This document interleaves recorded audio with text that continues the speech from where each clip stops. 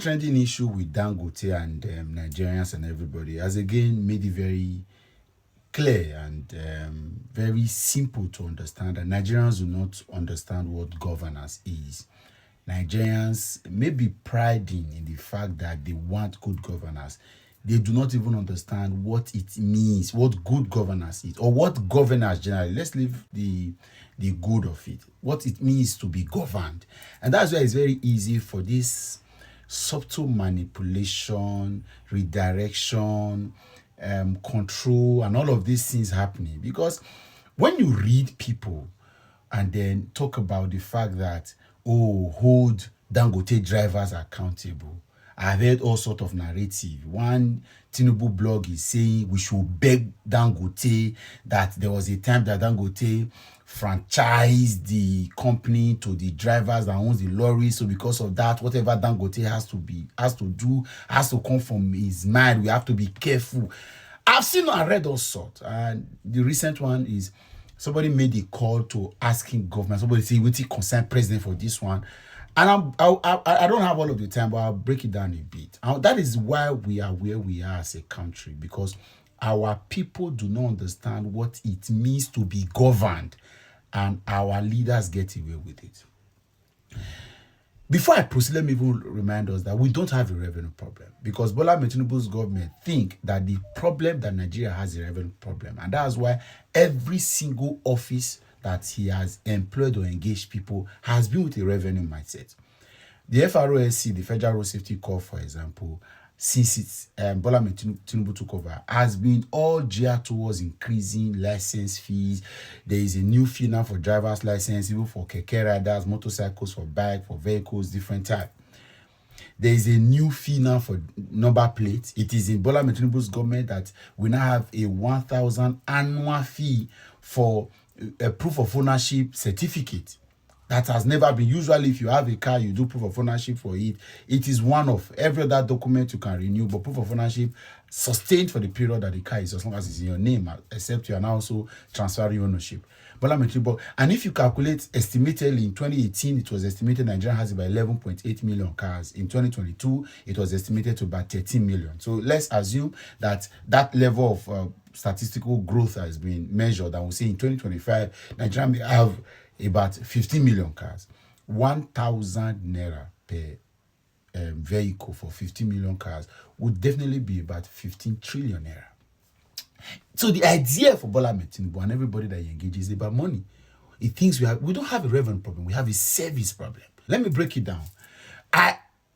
Whoever is in charge of Federal Road Safety Corps, of course, it is now very clear that Federal Road Safety Corps made no public engagement, gave no public words, no public statement in all of this drama. Even with the outrageous revelations of seeing lorry drivers without driver license, underage driver license, not proper mental condition of these drivers, yet the agency of government that is saddled with responsibility of maintaining safety on the highway in Nigeria said nothing throughout. And then when you call them to order, somebody says focus on the Federal Road Safety. Now let me break it down.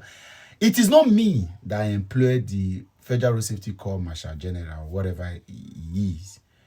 Just same way I did not employ the Nigerian Police Force. Somebody was elected, even if that is contextual, somebody was elected into office to be able to, he now went on to appoint people. So when his appointees do not do what they are supposed to do, who is supposed to take responsibility? Leadership. And unfortunately, we jumbo around everything. I did a video, I was talking about Delta State, and because a stupid idiot or urchin from Delta State government, probably any from there, came to my comment section to say everything is not about government. Hold your representative accountable. And then I wonder, are you mad or something? A man got to power because he wanted to develop his own community, removed a full faculty from a university that was just upgraded less than 4 years ago to his community, and then you move the bulk of attention, the bulk of population to your village, and now the community has now been deserted. You say, that aside, what has the presidency done? So sometimes my worry is that we are gradually living. The man in power is a businessman. It doesn't concern him. Dangote is a revenue bringer. he brings revenue. For Tinubu, what he sees is that miscreant Nigerians complaining against a man that is bringing so much revenue to him. Until we begin to have this mindset that the people we should elect into power are people that will have service in view, not money. We don't have a revenue problem. We have a service problem. And this is why we continue to suffer and wallow in the state that we are in. Because everybody that the man has engaged.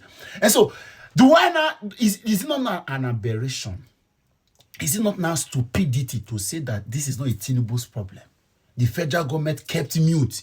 Somebody died. In some countries, this single death, the National Assembly would reconvene emergency. There will be several projects, several talks, several conversations to ensure that we review our safety rules as it regards the highway and all of these lorries. But the country has moved on. And like a big man told me one time, when this guy is sitting there, they say, leave them. 2 weeks, all of this will die down. And he dies down. So who are the people? This should be a reason why when we are electing people, we are seeking for people that have compassionate empathy, sympathy, condition of heart to understand that these people deserve attention. The same people that are supposed to be the one to grow the GDP, they're supposed to attract foreign direct investment and make the country move. They are the same people you kill their joy, you don't listen to. And if I cannot disappoint or remove the Federal Road Safety Corps or the Nigerian Police, the Minister of Transport, all other appointees, but there's a man that bears the emblem of being elected by the people. That is why in sane societies, people that are elected are the one ahead of. So I don't have a problem with Dangote.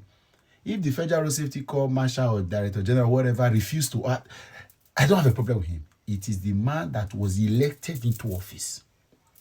Just like coming to say, I don't know how to say these things.